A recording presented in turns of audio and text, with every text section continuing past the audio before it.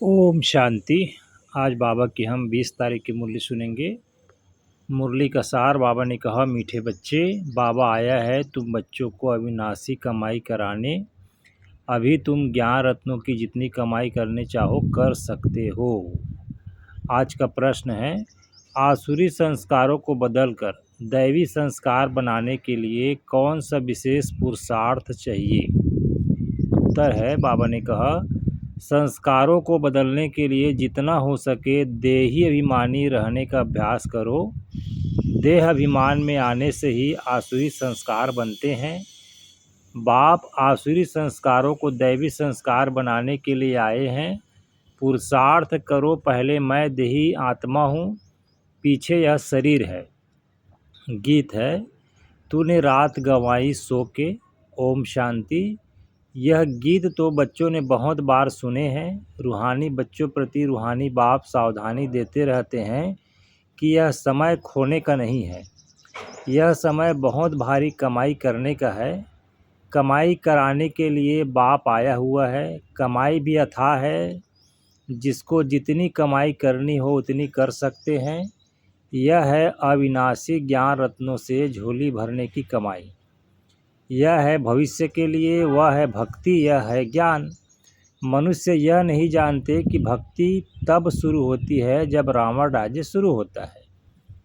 फिर ज्ञान तब शुरू होता है जब बाप आकर राम राज्य स्थापन करते हैं।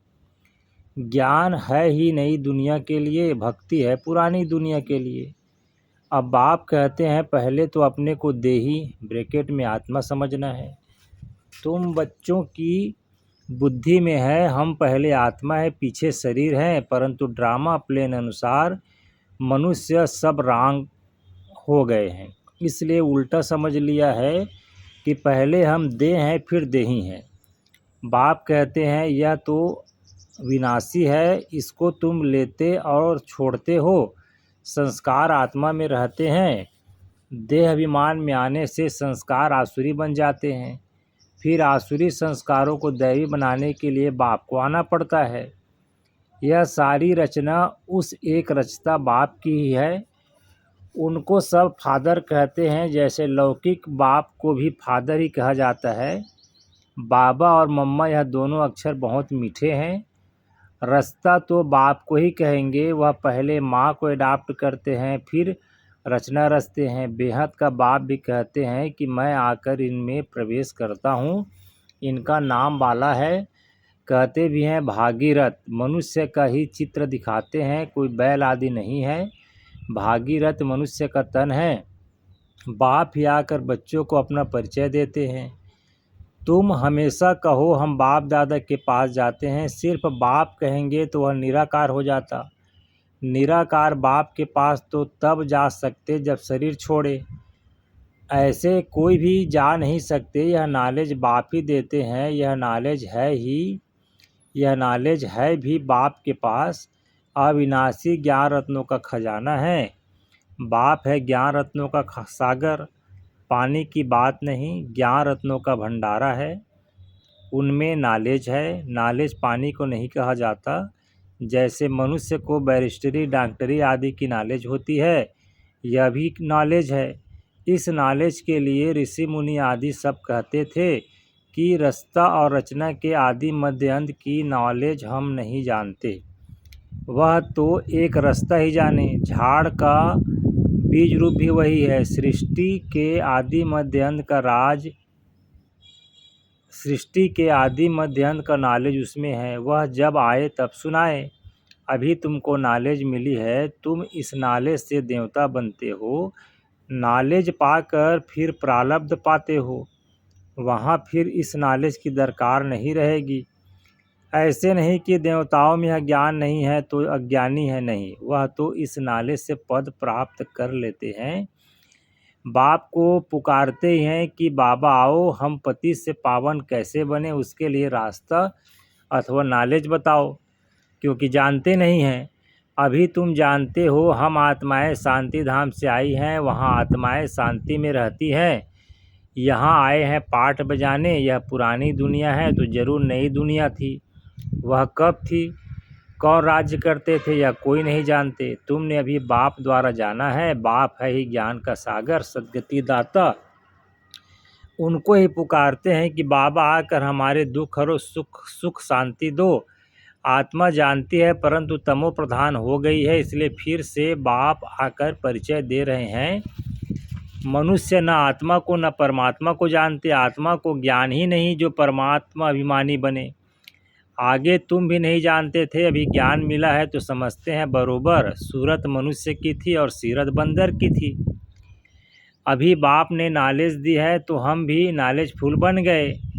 रास्ता और रचना का ज्ञान मिला। तुम जानते हो हमको भगवान पढ़ाते हैं तो कितना नशा रहना चाहिए। बाबा है ज्ञान का सागर, उनमें बेहद का ज्ञान है। तुम किसके पास भी जाओ, सृष्टि के आदि मध्य अंत का ज्ञान तो क्या, परंतु हम आत्मा क्या चीज़ है वह भी नहीं जानते। बाप को याद भी करते हैं, दुख हरता सुख करता, फिर भी ईश्वर सर्वव्यापी कह देते हैं। बाप कहते हैं ड्रामा अनुसार उन्हों का भी कोई दोष नहीं है, माया बिल्कुल ही तुच्छ बुद्धि बना देती है। कीड़ों को फिर गंध में ही सुख भासता है, बाप आते हैं गंध से निकालने। मनुष्य दलदल में फंसे हुए हैं, ज्ञान का पता ही नहीं है तो क्या करें, दुबन में फंसे पड़े हैं। फिर उनको निकालना ही मुश्किल हो जाता है। निकाल कर आधा पौना तक ले जाओ, फिर भी हाथ छुड़ाए गिर पड़ते हैं। कई बच्चे औरों को ज्ञान देते देते स्वयं ही माया का थप्पड़ खा लेते हैं, क्योंकि बाप के डायरेक्शन के विरुद्ध कार्य कर लेते हैं। दूसरों को निकालने की कोशिश करते हैं और खुद गिर पड़ते हैं। फिर उनको निकालने में कितनी मेहनत हो जाती है, क्योंकि माया से हार जाते हैं। उनको अपना पाप ही अंदर खाता है। माया की लड़ाई है ना, अभी तुम युद्ध के मैदान पर हो। वह है बाहुबल से लड़ने वाली हिंसक सेनाएं। तुम हो अहिंसक, तुम राज्य लेते हो अहिंसा से। हिंसा दो प्रकार की होती है ना, एक है काम कटारी चलाना और दूसरी हिंसा है किसको मारना पीटना। तुम डबल अहिंसक बनते हो। यह ज्ञान बल की लड़ाई कोई नहीं जानते। अहिंसा किसको कहा जाता है यह कोई नहीं जानते। भक्ति मार्ग की सामग्री कितनी भारी है, गाते भी हैं पतित पावन आओ, परंतु मैं कैसे आकर पावन बनाता हूँ यह कोई नहीं जानते। गीता में भी भूल कर दी है, जो मनुष्य को भगवान कह दिया है। शास्त्र मनुष्यों ने ही बनाए हैं, मनुष्य ही पढ़ते हैं। देवताओं को तो शास्त्र पढ़ने की दरकार नहीं, वहाँ कोई शास्त्र नहीं होते। ज्ञान भक्ति पीछे है वैराग्य। किसका वैराग्य? भक्ति का, पुरानी दुनिया का वैराग्य, पुराने शरीर का वैराग्य। बाप कहते हैं इन आँखों से जो कुछ देखते हो वह नहीं रहेगा। यह सारी छीछी दुनिया से वैराग्य है, बाकी नई दुनिया का तुम दिव्य दृष्टि से साक्षात्कार करते हो। तुम पढ़ते ही हो नई दुनिया के लिए। यह पढ़ाई कोई इस जन्म के लिए नहीं है, और जो भी पढ़ाई है वह होती है उसी समय उसी जन्म के लिए। अब तो है संगम, इसलिए तुम जो पढ़ते हो उसकी प्रारब्ध तुमको नई दुनिया में मिलती है। बेहद के बाप से कितनी बड़ी प्रारब्ध तुमको मिलती है। बेहद के बाप से बेहद सुख की प्राप्ति होती है। तो बच्चों को पूरा पुरुषार्थ कर श्रीमत पर चलना चाहिए। बाप है श्रेष्ठ ते श्रेष्ठ, उनसे तुम श्रेष्ठ बनते हो, वह तो सदैव है ही श्रेष्ठ। तुमको श्रेष्ठ बनाते हैं। 84 जन्म लेते लेते फिर तुम भ्रष्ट बन जाते हो। बाप कहते हैं मैं तो जन्म मरण में नहीं आता हूँ, मैं अभी भाग्यशाली रथ में ही प्रवेश करता हूँ, जिसको तुम बच्चों ने पहचाना है। तुम्हारा अभी छोटा झाड़ है, झाड़ को तूफान भी लगते हैं ना, पत्ते झड़ते रहते हैं, ढेर फूल निकलते हैं, फिर तूफान लगने से गिर पड़ते हैं। कोई अच्छी रीति फल लग जाते हैं, फिर भी माया के तूफान से गिर पड़ते हैं। माया का तूफान बहुत तेज है, उस तरफ है बाहुबल, इस तरफ योग बल अथवा याद का बल। तुम याद अक्षर पक्का कर लो, वो लोग योग योग अक्षर कहते रहते हैं। तुम्हारी है याद, चलते फिरते बाप को याद करते रहो। इसको योग नहीं कहेंगे, योग अक्षर सन्यासियों का नामी ग्रामी है। अनेक प्रकार के योग सिखाते हैं, बाप कितना सहज बतलाते हैं। उठते बैठते चलते फिरते बाप को याद करो। तुम आधा कल्प के आशिक हो, मुझे याद करते आए हो, अब मैं आया हूँ। आत्मा को कोई भी नहीं जानते, इसलिए बाप आकर रियलाइज कराते हैं। यह भी समझने की बड़ी महीन बातें हैं। आत्मा अति सूक्ष्म और अविनाशी है। न आत्मा विनाश होने वाली है, न उनका पार्ट विनाश हो सकता है। यह बातें मोटी बुद्धि वाले मुश्किल समझ सकते हैं। शास्त्रों में भी यह बातें नहीं हैं। तुम बच्चों को बाप को याद करने की बहुत मेहनत करनी पड़ती है।